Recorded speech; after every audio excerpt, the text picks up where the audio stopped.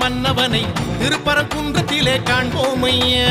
கந்தனுக்கு வேல் வேல், கடம்பனுக்கு வேல் வேல், முருகனுக்கு வேல் வேல், குமரனுக்கு வேல் வேல். அலைப்பாயும் கடலோரம் சம்ஹார வடிவேலை செந்தூரில் நாம் காண செல்வோம் ஐயா. பழனி மலையில் பழமாகி நின்றார் அழகன் முருகன் அறிவோம் ஐயா.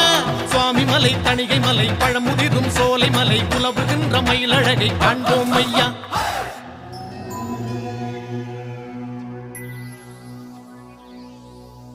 கந்த சஷ்டி எனும் காக்கும் கவசமதை